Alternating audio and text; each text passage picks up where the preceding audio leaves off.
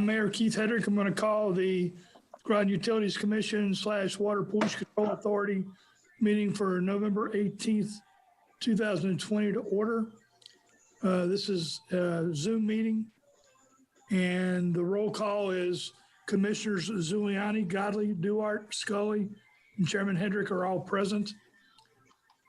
So we are called to order. Approval of the minutes. I need a motion to approve the regular meeting minutes of October 21st, 2020. So moved. Godley. Okay, we have a motion by Commissioner Godley, a second by Commissioner Duarte. Are there any corrections to the minutes? Hearing none, all in favor say aye. Aye. Aye. Aye. Opposed? Abstentions? I will, Scully will abstain. I was not at the meeting. Okay, one abstention, Commissioner Scully. Motion passes. Approval of the treasurer's report. I need a motion to approve the treasurer's report for October 2020. So moved. Second. We have a motion by Commissioner Duarte, a second by Commissioner Zuliani. Are there any discussion? Excuse me. Hearing none, all in favor say aye. Aye. Opposed, abstention, motion carries. Communications and correspondence was in your packet. We have a letter received from Groton Utilities retiree Mike Fedore's safety award letter to Torello Construction. Thank you from Thames River Heritage Park, and a letter received from Mark Tabella on the 2020 legislative session. Any discussion on these items? Okay, moving on. Public communication. In response to State of Connecticut Executive Order Number 7B, protection of public health and safety during COVID-19 pandemic and response, further suspension or modification of statutes dated March 14, 2020, suspending in-person open meeting requirements. All public meetings will be closed to the public. At this time, public meetings will be televised in real time on Groton Municipal Television Channel 2 and online. If you wish to address commission, please call 860-446-4130 during the public communications part of the agenda.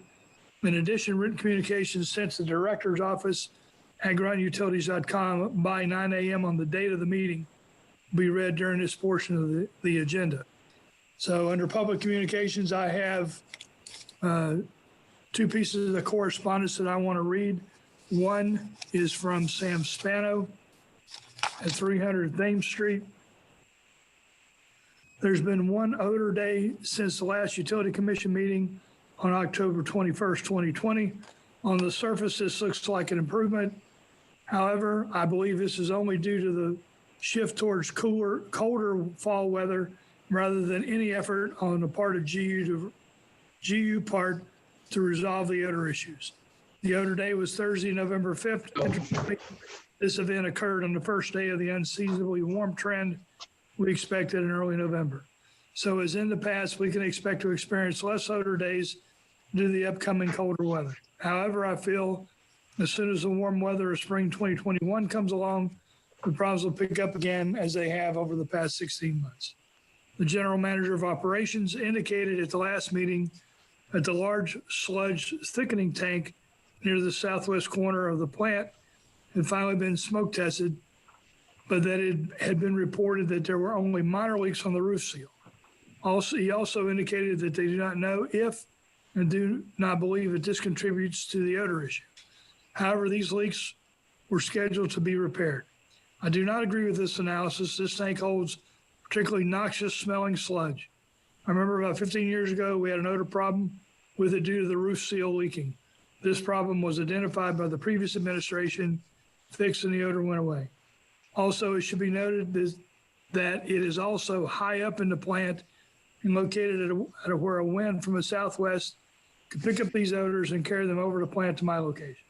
As a result, I believe there's a very high likelihood of this being a major odor culprit.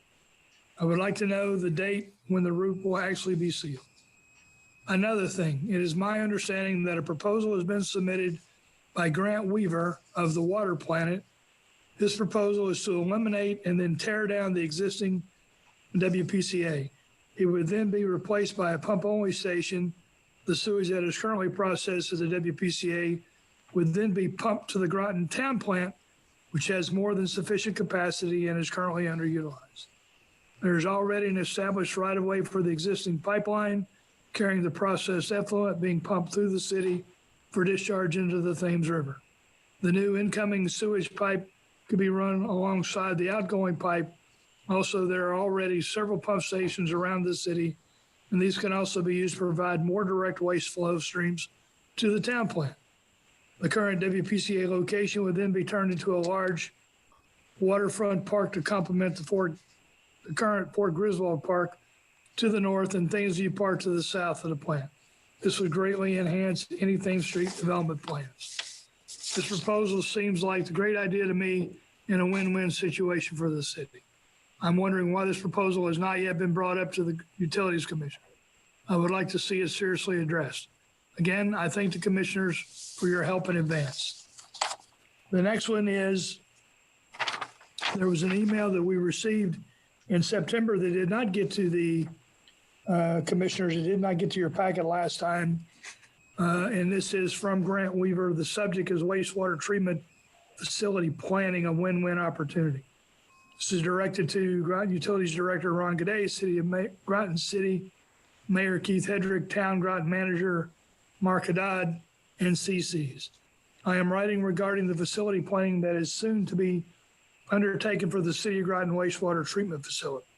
Specifically, I am writing to ask that the following be included as a work element in the upcoming facility planning study: an evaluation of the conversion of the city's Thames Street facility to a sewage pumping station with wastewater conveyed to the town of Groton facility on Gary Court for treatment. Such an evaluation to include costs and benefits, financial and others. Consolidating treatment of the city and town wastewater flows at the town's wastewater treatment plant is a win-win for the city and town. The city will trade a neighborhood liability for waterfront park space. The town will expand its customer base, thereby gaining revenues and economy of scale that will provide town residents with more cost-effective wastewater service. The city's cost of converting its wastewater treatment facility to a pumping station will, I'm confident, prove competitive with the cost of maintaining full wastewater operations at this Thames Street facility for the long term. The town's wastewater treatment facility, even after accepting the city's flow, will retain the capacity to properly treat and dispose of double the town's current wastewater flow. Thank you for considering my request. I'm a Groton City resident with extensive knowledge and expertise in the design and operation of municipal wastewater treatment facilities. Signed, Grant Weaver, 60 Tyler Avenue. So those came in for public communications, and we also have Mark Nabella's update. So with that, Mark, I'll turn it over to you to give us a legislative update. Thank you, Mayor, Commissioners. I hope everyone is staying safe and being well during these trying times. Like everything else, first of all, you should have both the 2019 and the 20 summaries. The 19 summary was provided last year after last session, but this session has been interesting to say the least. The buildings, the Capitol and the Legislative Office building was shut down to the public mid-March. It still has not opened.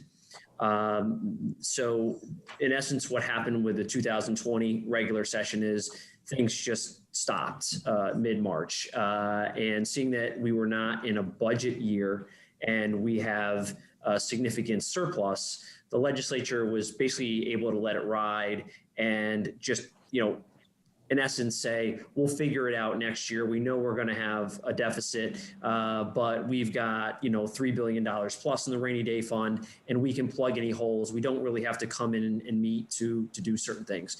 Now, there was a special session. There were two special sessions Well, if you count when the chambers meet, more than that, but it was really a July and then September. So they did do business, but it was a streamlined, session.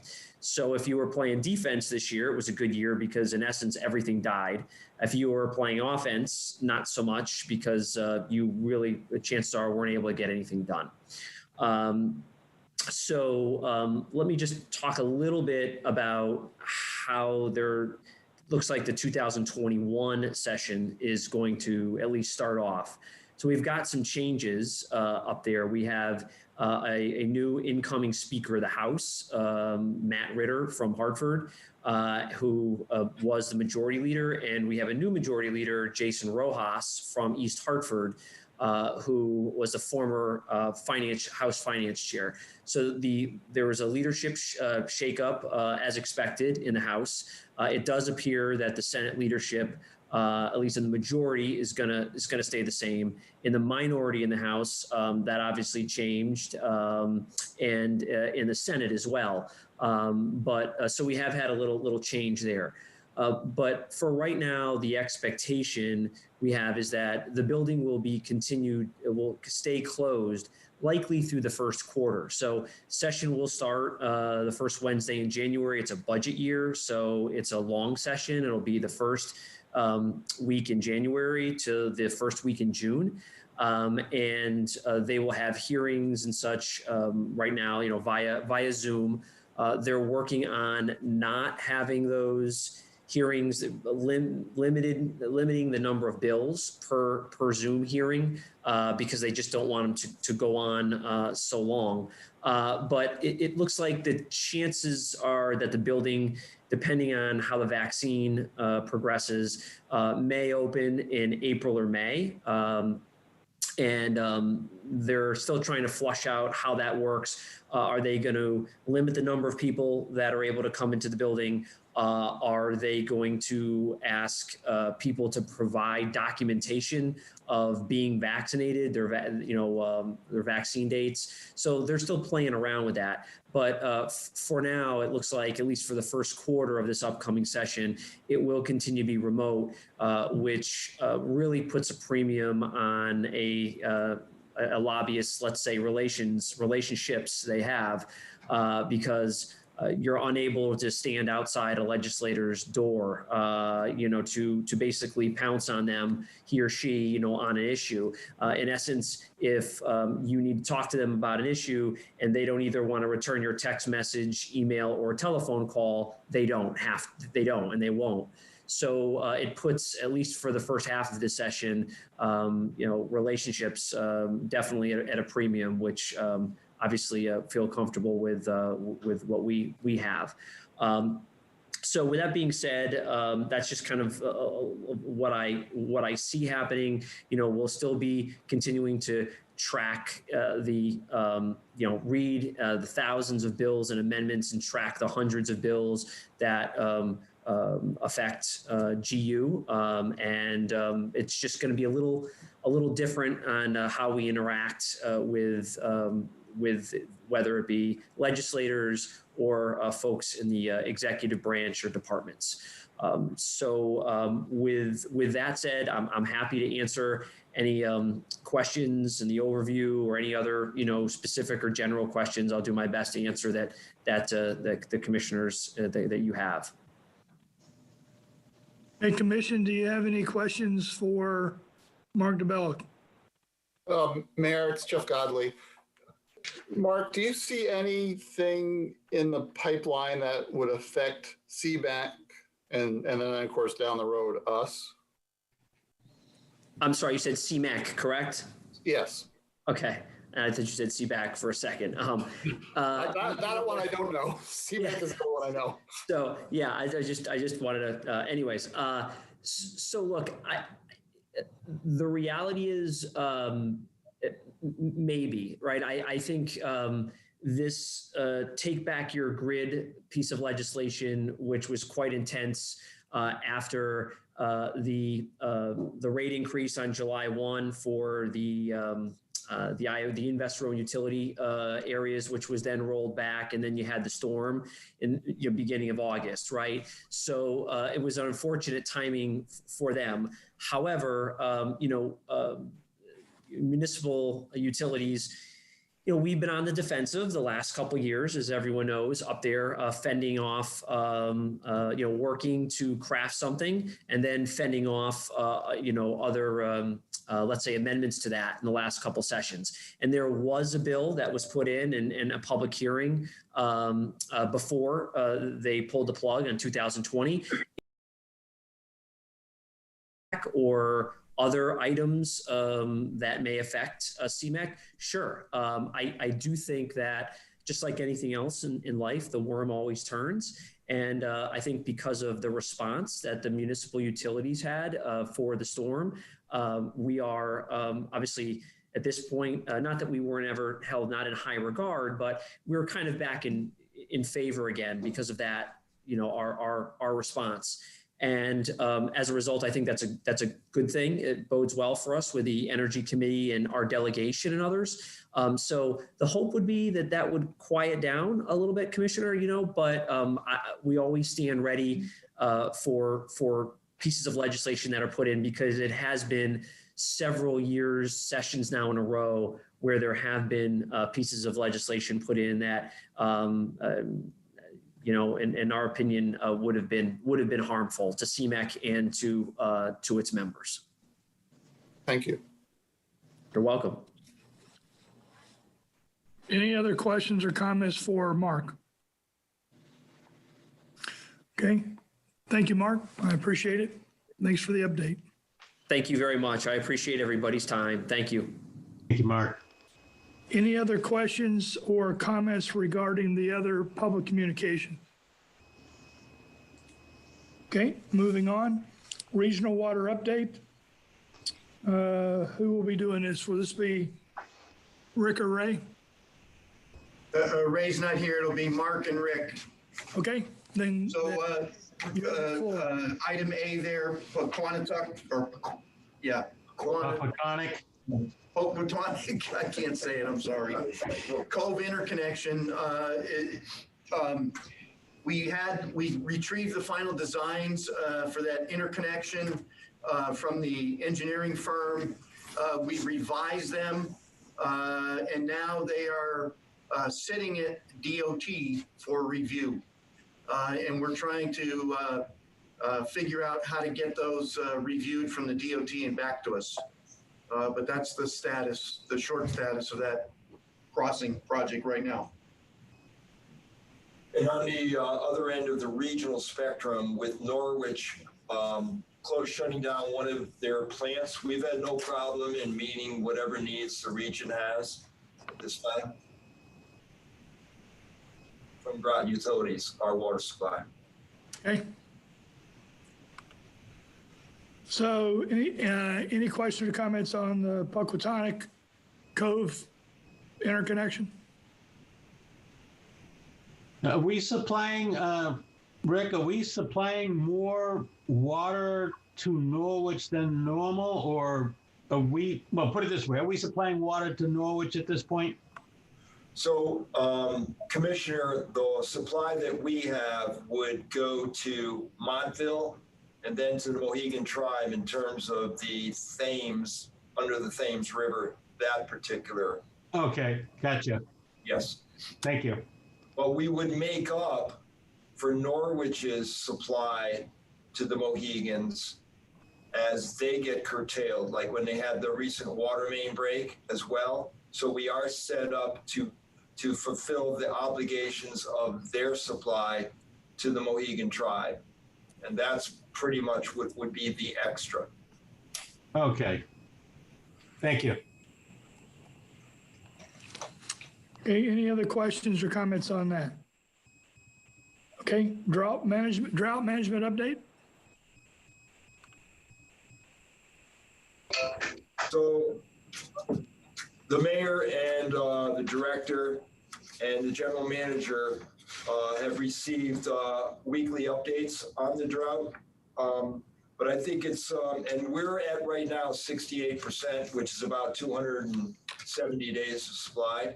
We were at 68% last week. We're at 68% this week. Right now for November, we have about 50% of the 89-year average of rainfall.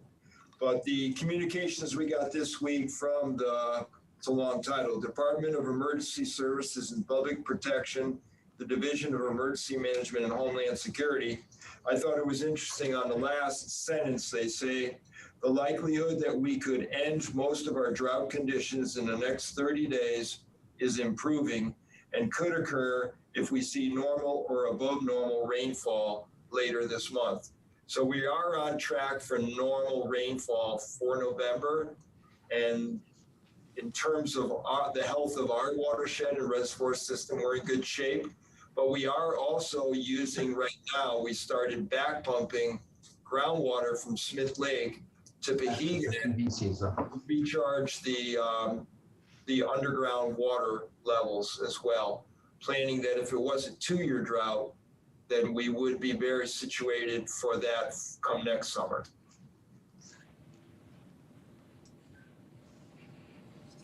Okay, questions or comments on that?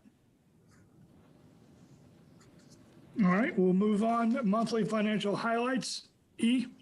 Thank you, Rick. Good morning, this is E, and I'm going to report for the financial highlights for October. So we started with electric. The electric revenue for October is 6% below the budget overall. And we can see the residential sales and sales for resale exceeded the budget by 4.2% and 14.2% respectively. And at the same time, our commercial and industrial sales are under budget by almost 13% and 9% respectively. We look at the year-to-date revenue for electric is overall is 1% over the budget and 2.3% more than the same period of last year. And the residential sales, industrial sales, and sales for resale, they all exceed the budget. And the same time, and the commercial sales are under budget by almost 11%. This is a year-to-date revenue review for electric. So if we look at the operation and maintenance expense side, for October, the OMA expense are almost 18% below the budget. So the net income for the month are almost 69% more than the budget, which due to the below budget, the revenue, and also the offset by the below budget operation and maintenance expense. For fiscal year to date, the operation and maintenance expense are 21% below the budget, and net income is 77%, or the 713,000 more than the budget. That mainly due to the over budget revenue, and plus the below the budget, the operation and maintenance expense. This is overall for electric, the financial highlights, and the days cash on hand for electric side is 120 days. This is overall for electric. Any questions? Commission, any questions on the electric? Well, just one, Keith. Commissioner Duarte? What is our sale for resale in electric? This sells to the Fisher's Island. Okay, thank you.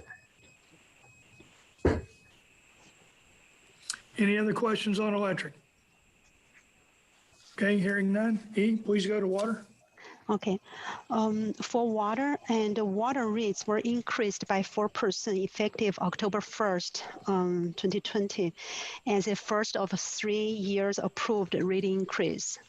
So for the water revenue for October, we see that is overall is 6.3% more than the budget and 11% more than last October.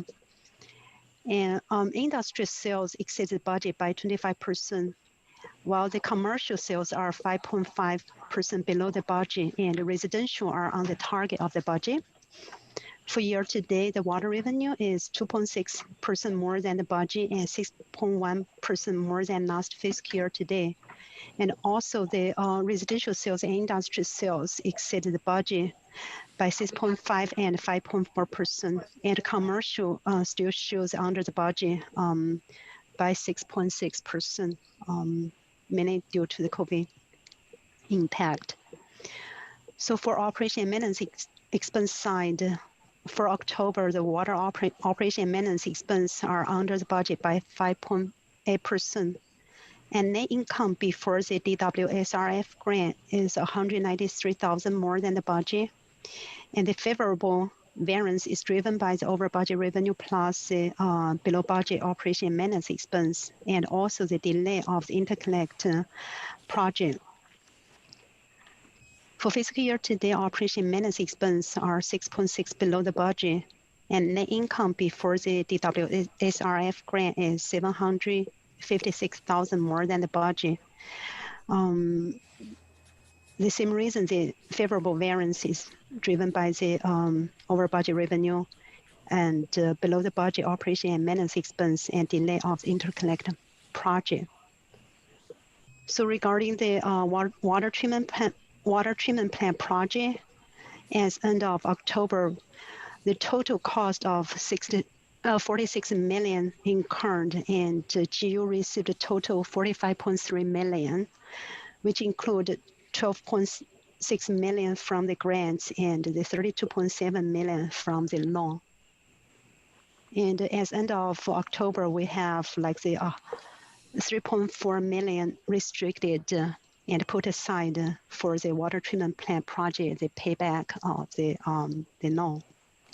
So for water and the division, their days cash on hand is 113 days. So this is overview of the water division, the financial for October and year to date. Any questions? Questions from the commission regarding water? Okay, hearing none. E, please continue with sewer. Okay. Sewer revenue for October is 17.3 more than the budget, and the mainly caused by the industrial sales exceeds the budget by 45.6%, and that due to the that reduct the one of the major industrial company, and with the deduct meter, we don't have the deduct for the month until the December. We will restart the deduct meter.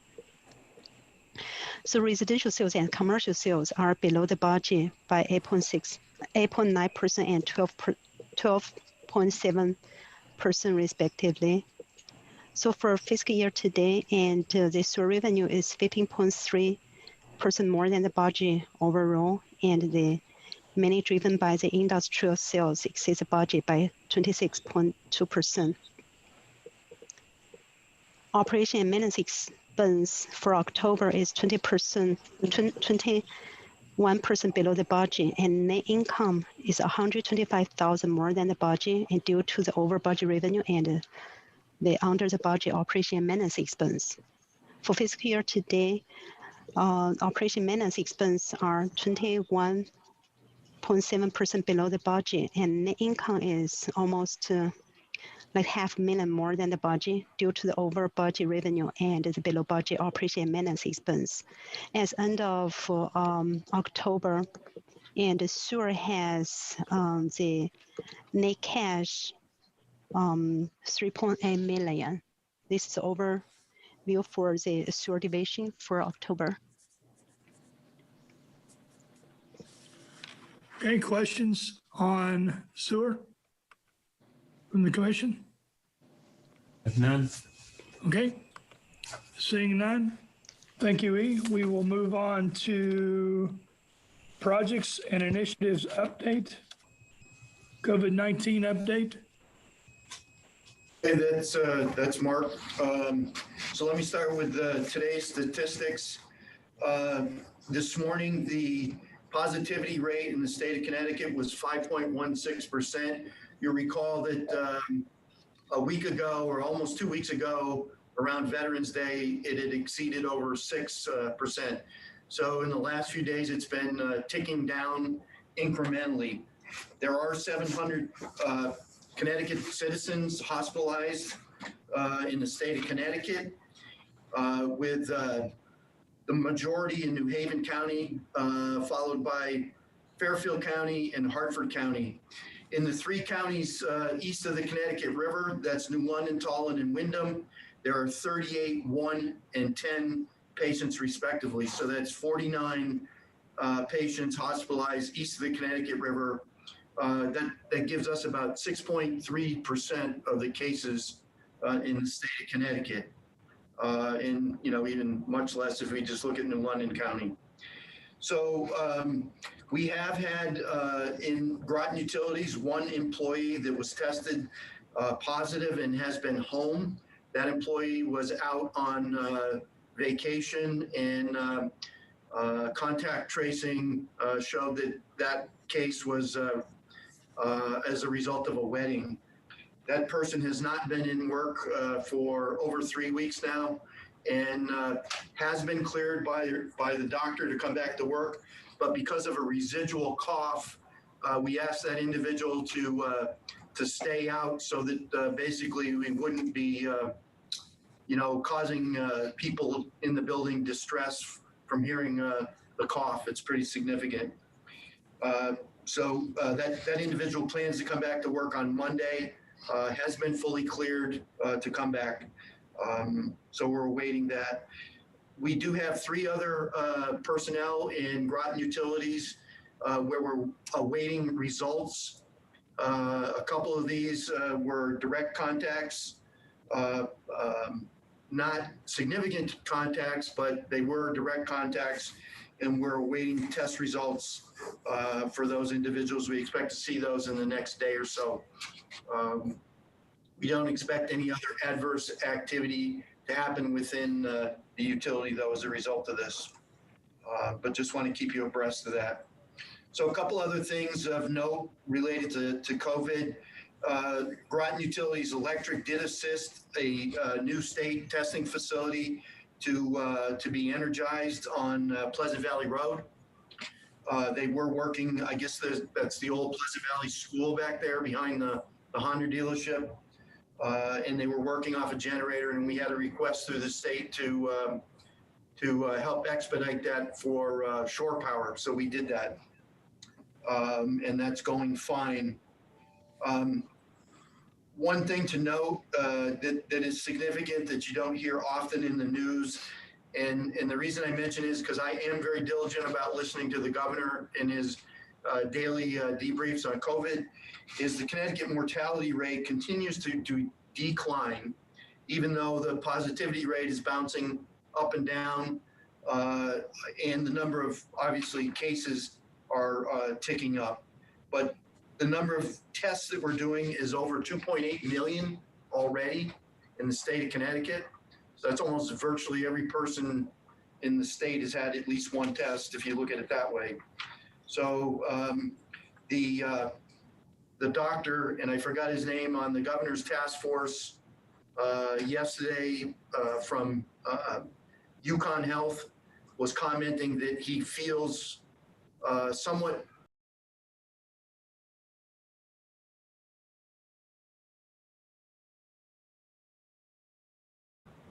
come down in those numbers, and you know, we may in particularly in mortality, and that's good for us. So relative to actual actions for Groton Utilities, we do have a meeting with the 3 bargaining units on Friday morning to get some input from them on some concerns they have. They sent us a letter, actually sent Ron a letter, which Ron forwarded to the GMs and the mayor yesterday. And we'll find out what that entails. But basically, we are reinforcing our current actions, making sure that people are more diligent about wearing their masks, wiping down their vehicles, keeping their areas clean, following good hygiene practices relative to hand washing, and making sure that the building deep cleaning gets done. So that, I believe, is, oh, one last thing. We did get an inquiry, a survey from the Department of Public Health, who is, administering or responsible for putting together the state's COVID vaccination distribution plan. And we did get a survey. I got that from Caroline at the Department of Public Health, asking us how many essential workers and all that kind of thing. And I completed that for the company, and including water and sewer, and sent that in the week before last. So hopefully we'll get into the queue. Being essential workers, that means hopefully we'll get a vaccination sometime between February and April. So that's all I have. Anybody have questions? Question? Commissioner Giuliani, you have the floor. Yep. Mark, the data you're tracking you receive weekly is coming from the state of Connecticut. Do you have access to any information they may have on specifically the town of Groton and the city of Groton that would tell us how we are doing locally? They do have some data, Commissioner, and I can try and drill down to it. I just found it actually when I was looking up the mortality data, because I heard him talk about it, but I didn't see it by town. But I do believe there is a data set by town and county on the Connecticut website. I'll see if I can find that and forward it to all of you. Well, and local, go ahead. Second question, is there additional information available telling us how well Lawrence Memorial Hospital is dealing with the New London County area on their totals and numbers? You know, in bed, serious, so forth? That I don't have access to. Possibly the mayor does through Ledgelight or some other agency, but I don't have access to data like that. Yeah, I was going to say, Ledgelight puts out a weekly set of statistics that usually ends up on Facebook. Sometimes I send it out, but it's usually on Facebook. They have gone from separating the town and the city's data because the state just looks at the 169 recognized municipalities, and since we're considered a borough number 170, the state doesn't differentiate between the city and town. Our latest infection rate was down from 17%, from 18% down to 16%, which is still above the 15% threshold, which puts you into the red zone. So there's yellow, orange, and red. Of course, as the governor went back to the 2.1, so we're in 2.1, which means pretty much it impacts sports, it impacts event size, or the amount of people that you can have at events. And so we're following that. And so far we have been successful with that, but I can see if I can find the Ledgelight information last week's and send that to you, to the commission. Thank you.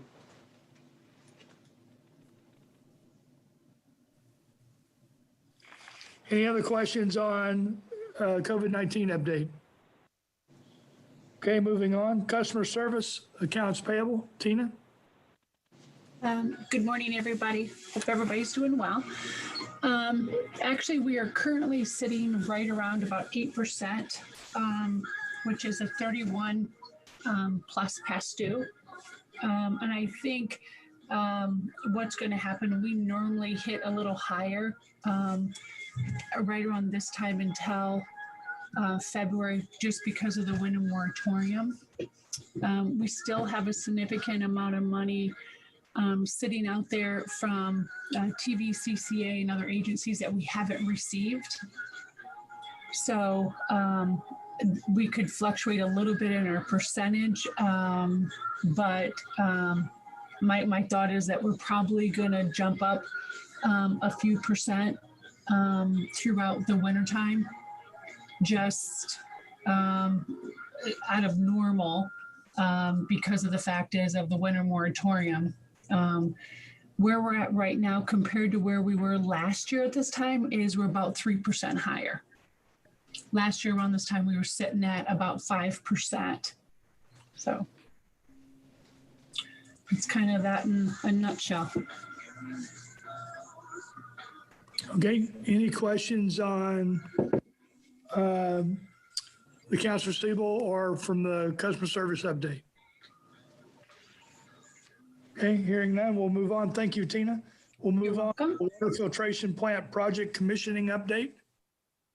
Well, this is Mark again, and I'll ask Rick Stevens to chime in with some additional detail. So we're at day 18 of our startup sequence. We have excellent water quality right now. In fact, Rick said better than excellent, so that's pretty good. We have survived our second attack of the eels without having to shut down. It is a challenge to keep those little buggers out of there. We've taken a lot of corrective action and it's made a difference, but there's still the little ones in particular getting through all of the screening. But we're continuing to work off our punch list items as part of the startup. The operators continue to familiarize and train on all of the equipment. We have 2 operators per shift so that we can get quality training and quality time operating the system. That's going well. There have been, hiccups along the way. We've had some issues with a few of the chemical pump and chemical feed systems, and I'll ask Rick to address that in a moment. Kind of the other large part of this is the PCB remediation continues. That's on track. We are on track with our phase 2 draft plan that we want to submit to the EPA for approval. We'll have that completed by the end of the year and able to submit that to Kim Tisa at the EPA.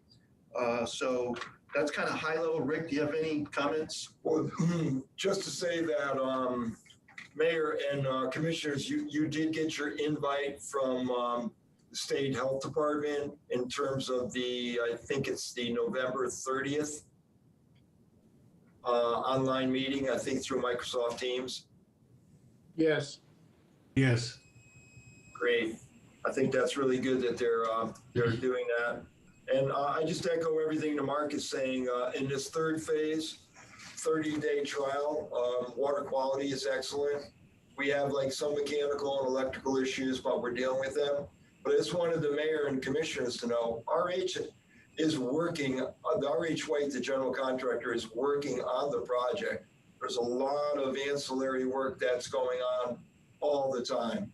So that project is still under major construction, and we're not delaying the project in any manner, shape, or form.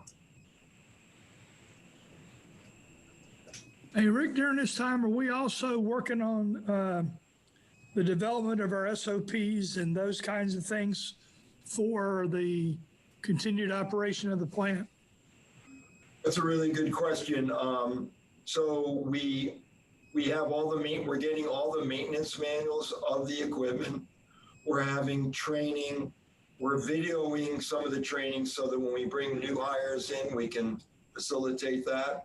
And yes, all of the, we'll kind of, I won't say we dumb down, but we take a fairly thick maintenance manual and we put it into an SOP format, as the mayor suggested.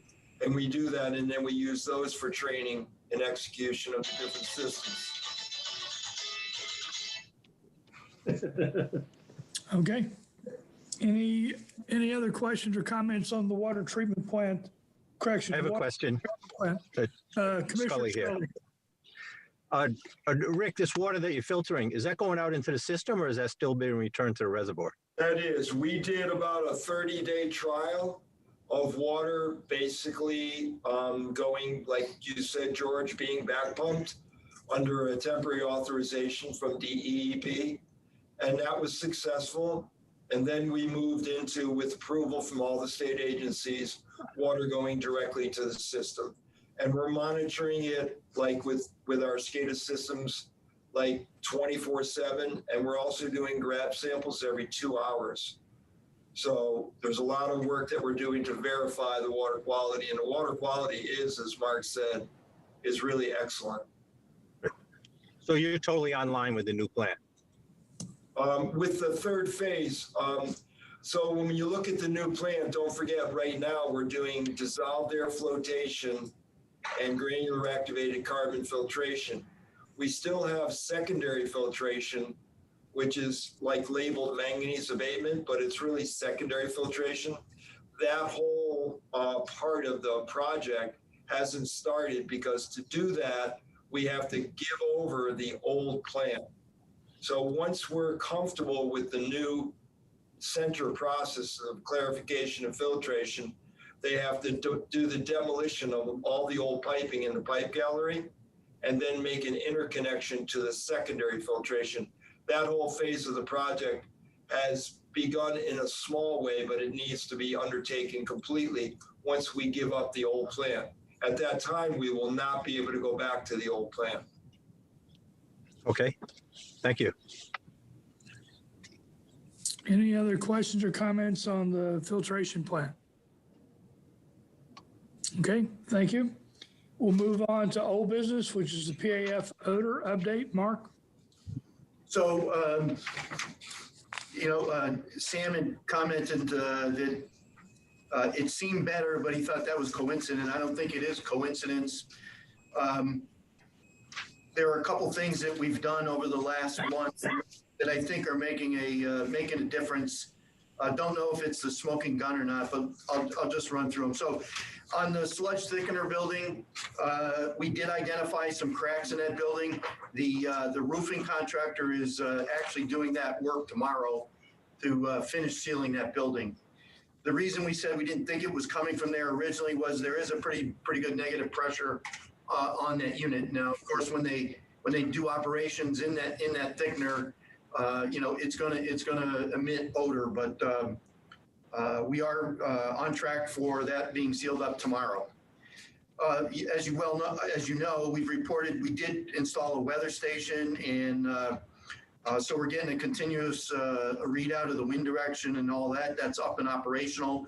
We have not made the SCADA connection yet, but that's imminent. The Joe Pratt has showed me that the hydrogen sulfide levels have not spiked in a month. We have not had any in the stack because, as I reported before, we did put an automatic or a continuous stack monitor in on the stack. So what the big thing that happened in the last 3 to 4 weeks is that Joe worked with the Pfizer facilities folks on the Pfizer side stream. And it Pfizer was not using the volume of water that they previously had been using to push the effluent from their facilities to us. So Joe worked with them, and we installed a hydrogen sulfide monitor in a couple of their sample pits, and they increased the volume of the water that they're using to push their effluent to us. And that has dropped the hydrogen sulfide readings in the pits that we're monitoring from the Pfizer side. So that I don't think is a coincidence. I do think that's helping us. And the next step is Joe is working with Electric Boat on the same issue, the EB side stream. They are going to allow us to install a hydrogen sulfide monitor, a permanent monitor, in a couple of their sampling pits. We're working through, I saw the emails yesterday where it had to go through their security folks and all that. So that's in the process. And it looks like it's the same issue. Folks are trying to economize on water usage, but in doing so, it's lowering the flow rates and may not be scouring the pipes as much as we want them to. So Joe's working on that. We did already report, we put in the activated charcoal covers, particularly down by Mr. Spano's house, and I think 6 or 7 covers up Thames Street. The other thing we're going to take a look at over the next couple weeks is whether we can jet more often on Thames Street. We typically clean our entire pollution control or collection system every 5 to 7 years. It's, you know, complete cleaning.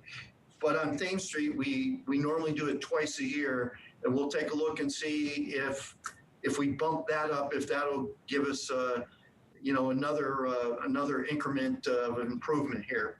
So all in all, we continue to look at this, continue to, you know, poke at everything that, you know, different folks are bringing us ideas, and we're running them to ground to make sure we can, you know, eventually, you know, reduce as much as possible any odor emissions. I don't think we'll ever fully eliminate because it is a pollution control facility, but we are continuing to work on this, and that's all I have. Anybody have questions on that? Observation.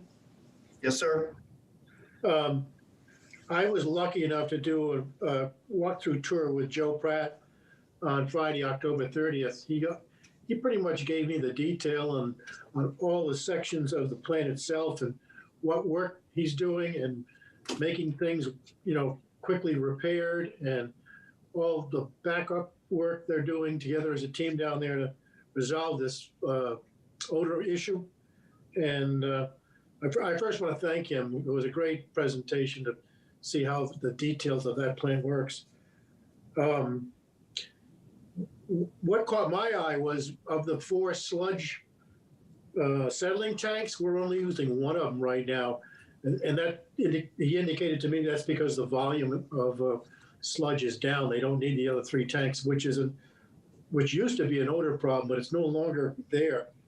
And I just feel confident that Joe and his team are doing everything possible to resolve this supposed odor issue. And I think they're on track. They're doing a great job as far as I'm concerned, and I'm impressed. Thank you, sir. I do believe they're doing a good job down there. We have some other data that Rick wanted to comment on related to BAF from the state of Connecticut. Rick? Right.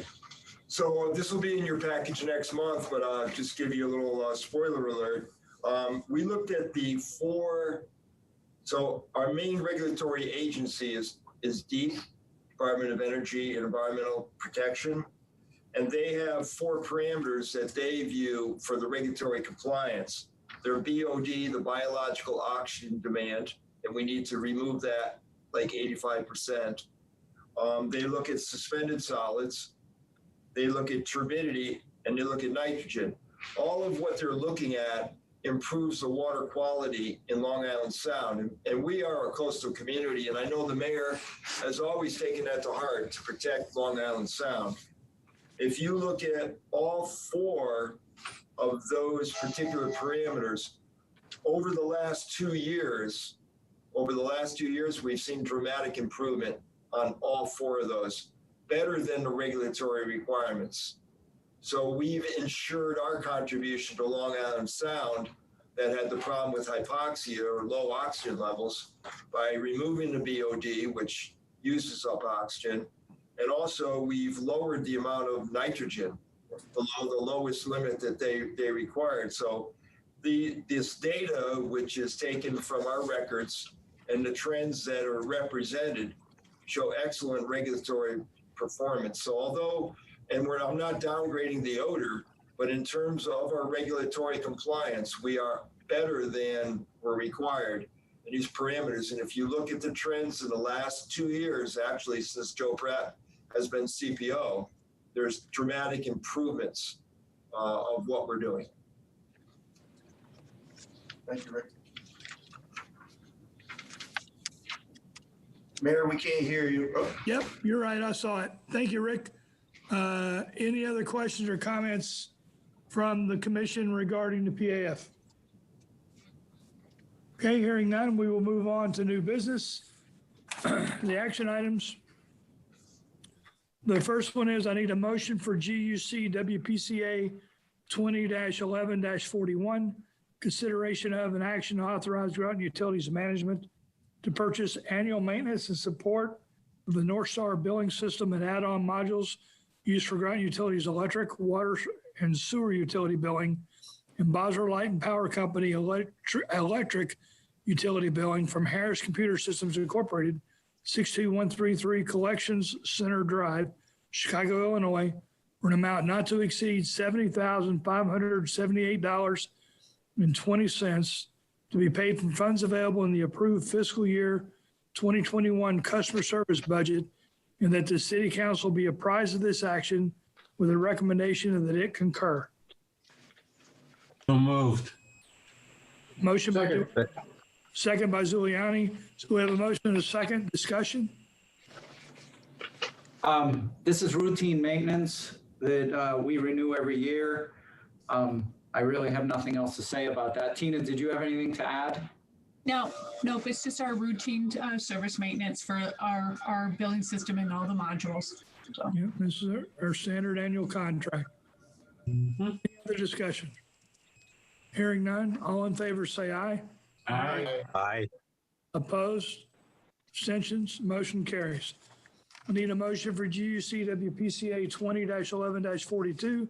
Consideration of an action to authorize Groton Utilities Management to retain and the lobbying services of Medici LLC, 1 Gold Street, Hartford, Connecticut, for lobbying services pertaining to electric, water, wastewater, and any other utility matters as necessary, in an amount not to exceed $108,000 and no cents to be paid from the professional services lobbying account in the approved fiscal year 2020-2021 and proposed fiscal year 2021-2022 utility department budgets, and that the Director of Utilities be authorized to execute, and furthermore, that the City Council be apprised of this action with a recommendation that it concur. So moved. Second. Motion by Duarte. who is the second? Scully. Scully. Second by Commissioner Scully. Discussion? This is the annual renewal for Mark DeBella's services. We did hear his update today. He is actually still online if you did have any additional questions. His contract is being renewed at the same price. There's no increases, and I can address any specific questions if you have any. Commission, any further comments? I have none. Hearing none. All in favor, say aye. Aye. Aye. Opposed? Abstention? Motion carries. Thank you, Mark. I need a motion for GUC WPCA 2011-43. Consideration of an action to authorize Groton Utilities Management to provisionally approve change order number 20 from RH White Construction Company, Incorporated, 41 Central Street, Auburn, Massachusetts, which includes a credit and revisions to the existing plan as part of the State of Connecticut Drinking Water State Revolving Fund, DWSRF, project number 2013-0140, pending final approval by the State of Connecticut Department of Public Health, DPH, in an amount not to exceed $13,221.81. And furthermore, the City Council be apprised of this action with the recommendations that it concur, and Mayor Keith Edry be authorized to execute the change order number 20 upon final approval by the State of Connecticut DPH. So moved. Motion Second. by, second by Scully. Discussion? Does Rick want to give an update, or you, Mark, on this? Do it if you want. Go ahead, Rick. Yeah. So as the mayor read, this incorporates several changes. The credit is that we decided through the project, and the director approved to eliminate the lime system because of the safety for our operators and the fact that it's not as an exact a chemical as we need to control pH. So that is the credit. And then we on our own built our own pH control system using caustic or sodium hydroxide. So that's the credit. Some of the other ones are lumped together, but they basically are related to the electrical part of the project, where design didn't quite fit with what the contractor purchased once it got on site. So those changes are mostly wiring changes. And there were some outlet considerations in large staff building. I know when you came over here, you see what a space it is. There were some additional outlets that were needed for various equipment monitoring. I think that's pretty much, and then with the geothermal that we pulled from the reservoir, now that we do have an eel problem, we wanted to add on a strainer with the geothermal system as well. That's something that we found out. So it's pretty much the credit is on the line, the other extras on our electrical modifications, and then the one mechanical modification is a strainer on the geothermal system, which pulls water from the reservoir. Any questions or comments from the commission? Hearing none, all in favor say aye. Aye. Aye. Aye. Opposed, abstention, motion carries. Okay, I need a motion to approve GUC WPCA 20-11-44, consideration of an action to authorize Groton Utilities and Management to provisionally approve engineering agreement number 4 from Santec Consulting Services Incorporated, 5 Burlington Woods Drive, Suite 210, Burlington, Massachusetts, to extend contract from June 30th, 2020 to April 9th, 2021 with no additional contract costs as part of the State of Connecticut Drinking Water State Revolving Fund, DWSRF project number 2013-0140, with such revisions as required by Groton Utilities and Management and the State of Connecticut Department of Public Health, DPH. And furthermore, the City Council be apprised of this action with a recommendation they concur and Mayor Keith Edrick be authorized to execute engineering agreement amendment number 4 upon final approval by the State of Connecticut Department of Health. So moved. Second. Second. Motion by Duarte, second by Godley. Discussion? What was the original contract cost? Do we know quickly? This is actually just to the engineering contract. And do I have that in the backup? The new finish date of the project is expected to be April 9th. So RH White has recently submitted a PCO, which is a preliminary change order. And the preliminary change order is requesting basically an April finish date on the contract. Stantec's original contract was to expire in September, or did expire in September. We have not expended the full amount of engineering costs, which was on the order of magnitude of 4.2 million. Rick, do you know that off the top of your head? Oh, sorry. I had you muted, sorry. Yeah, that sounds about right, Ron, for the original, yes.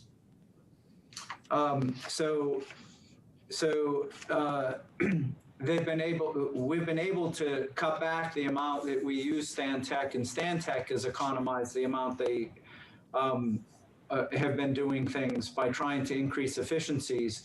And therefore, we're not increasing the contract amount, and we are extending the service date so that we can get the new manganese contactors online. And I'll let Rick add to it, but I do believe we need Stantec services to get these filters online. Yes, Ron is absolutely right, because the manganese contactors there's only probably 3 systems in the United States that employ this technology, and Stantec designed them, oversaw the pilot studies. So, like as Ron said, we need the engineering to go forward, at least with some oversight on that phase 4 of the project, which is the manganese contactors.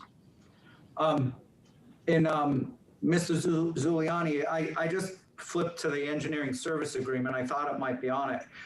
The original engineering agreement was for about 4.2 million. We did have a change order or two that increase that total final amount. It's actually on the draft agreement in your package, and it's actually currently 5.23 million.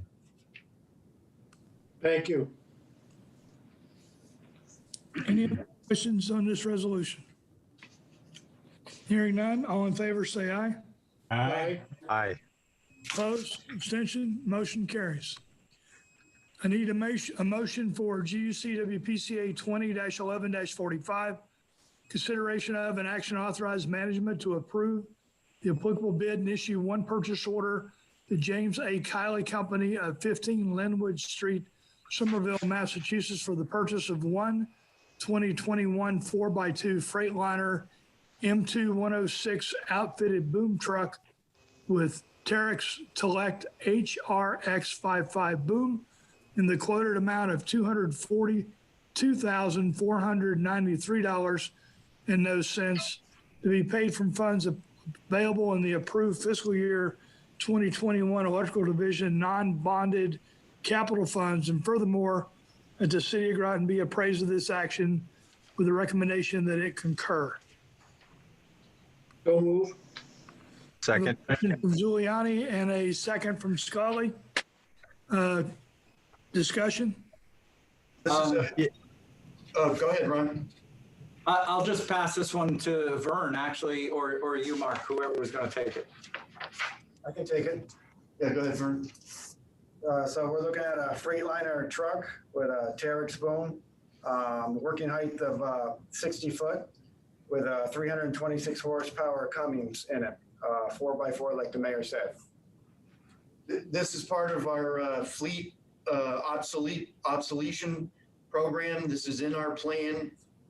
This is a planned change out. We will be trading in another vehicle. So the vehicle count's not going up, but we're getting rid of an older, well-used vehicle. And as George knows, it would be a 72E. It would be the replacement. Yeah, it's way overdue. So this is the second bucket truck you've ordered from Kiley this year? Correct, right? Yes. Is that true? Yes. Yes. Yeah, there was one late in the spring, right? Yeah. Yes. Yeah. My understanding is that the bucket trucks take about a 12 to 18 month lead time. Is that correct? Can be. Well, right now we're running into COVID delays everywhere. Understand. Yeah, But- let's say but I about guess- 8 to 10 months. 8 to 10. Okay. 8 to 10 months. Okay. So I guess the point that I'm trying to bring to the commission, or at least remind the commission, is that we're not just going out and getting this in a week or two. It's going to take us several months because these are custom trucks that we're getting for a specific reason. And I know Commissioner Scully knows firsthand, but it's just a good reminder to have. Question? Any other questions or comments? Commissioner Giuliani? Does this truck come with the new upgraded, we just did a communications, radio, phone, whatever, in the trucks to connect with all the other trucks? And does this come with that truck, or do we have to add that after we get the truck? You have to add it. Okay. Yes. The plans are in place to add it. We've already accounted for that. Got it. Any other discussion on this resolution? Hearing none, all in favor say aye. Aye. Opposed? Abstentions? Motion carries. Okay, the next thing is strategic planning, the final draft of the strategic plan. Ron, is this you, or what are we doing here? I can just coach us through this. The last pages of your package are the new draft, is the latest version of the draft strategic plan. The current timeline and plan is to bring this probably to the December meeting, and if we miss that, the January meeting for a final approval. We're going to try to make a little bit of a prettier presentation out of it, not just this draft plan. But if you guys are all in consensus with the modifications we made at the last meeting on this plan, we'll go to final draft as quick as we can. So the changes that we made were highlighted on the very first page. We changed fiscal responsibility, a couple of the words, and it now reads, we are accountable for fiscal policies with budgetary discipline and competitive rates while practicing long-term planning and prudent use of funds. Mr. Zuliani had a change there that we incorporated. Looks good. Then I'm not preventing us from reading anywhere in the middle here or going to any topic, but I'm just going to concentrate on the highlights. The next change that we made was on page 3 of the strategic priorities in regulatory compliance, and it was in goal 1. So goal 1 currently reads, formulate a relevant and adaptive regulatory compliance plan for the organization. Before, I believe it said risk-based, and there was a desire to change those words to a little bit more positive view.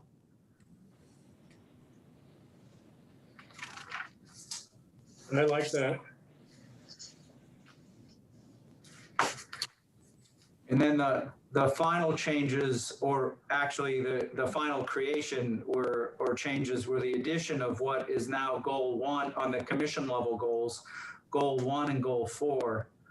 And I can read quickly through the whole thing for commission level goals. Goal 1 is to improve the knowledge base of the commissioners. The sub goal would be to utilize internal subject matter experts to regularly train commissioners on relevant utility topics. And then sub-goal 2 would be to support and encourage continuing education opportunities. We created an action under the sub-goal, which was develop a commissioner travel policy that supports valued training opportunities and attendance at pertinent events. We didn't think that the travel policy specific to commissioners was really a goal, but an action that allowed the accomplishment of to further a goal. And I believe Commissioner Godley proposed that. Does that work, Jeff? Yeah, I think that does make sense because as we had discussed before, the current travel policy is really geared towards employees and doesn't quite fit for commissioners. And I don't think we want to change, you get to stay in the closest 5-star hotel. I think it's, you would be able to purchase your own tickets with your own credit card and submit a bill, purchase the hotel reservations, within whatever standards with your own credit card and submit the card for payment as opposed to doing it through the city's card, which we don't have access to. And that way, like if we're purchasing our own plane tickets, if our spouse wants to go, that's fine. We can just purchase those together and it just makes a lot more sense. So yeah, I think it's probably pretty easy and doable to draft something up. It would be fairly similar to what we have now, except I think more on how you submit the payment request. So what we did is we took the due of creating that policy. That won't actually be in the final strategic plan. That'll fall off as an action item, just like there's a lot of specific action items under each one of these goals and sub-goals inside that the organization is taking on. But on the higher level commission approved document, that policy won't be referred to, but the sub-goals will. So goal 2, promote the organization as a desired place to work. That was there last time, there was no change. Goal 3, explore opportunities within all business units that support economic development in the region. And goal 4, which was a new one or a modified one, was fortify the commission governance framework and policy set for sustainability, because there was a discussion on governance at the end of the last meeting. Right.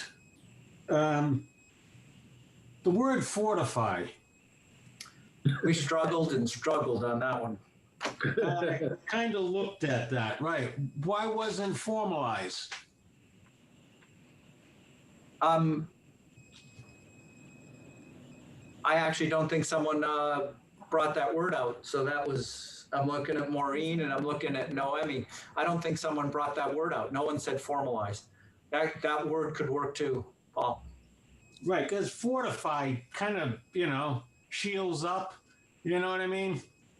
It just has a,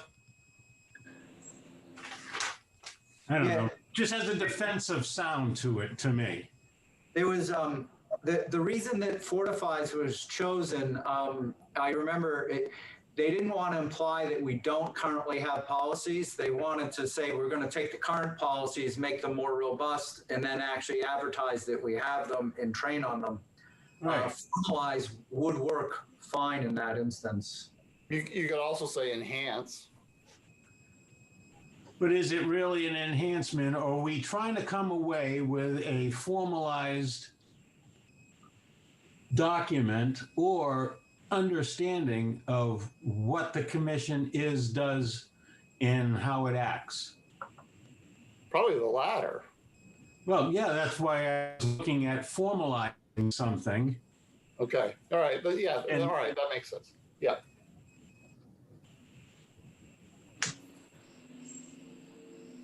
Yep, that's okay. Any other questions or comments on this, on these goals or on the strategy in general?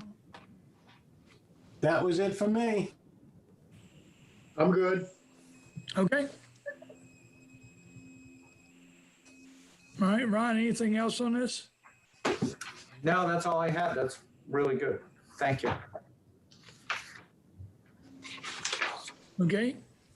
We do not have an executive session. So with that, I will take a motion to adjourn. So Mayor, moved. can we intercede with one item that was on the projects updates? What was on? We didn't address one item. I'm sorry about that. Can we address it now, Mayor? I don't know. Hold on. What's the item? So the item was under Water Division project updates, the low lift pump station modifications to update and modify the station. We just wanted to update the you, Mayor, and the commissioners that we did bring in 3 consulting firms to look at the low lift station and provide us with proposals for the engineering work, estimate of constructions, alternative analyses, and how to deal with the eel problem, because we want to have something in place before next September. We're going to live through this season. And then separately, we still have pending work to how to mitigate those eels separate from a major construction project as well. So we're still going forward with getting those proposals, as we've been letting you know in the past couple months. But at next month's Utility Commission meeting, we'll have some more hard facts to present to the commission. Okay. Thank you, Mayor. All right. Commission, any questions on what Rick just presented? Okay. Moving on, let me get to the portion of the agenda. So that's it for the formal portion of the agenda. I will take a motion to adjourn. So moved. All right, hold on. We had several at the same time. I think Zuliani was a move, and we'll take Duarte as a second. No, I didn't do it. Okay, who did it? Was that Scully?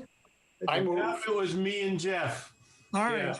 So Jeff moved, correction. Commissioner Godley moved, Commissioner Duarte seconded for adjournment. All in favor, say aye. All right. Aye. Opposed, abstentions. We are adjourned. Thank you all for coming out. Staff, thank you very much. Thank you for your updates and your reports.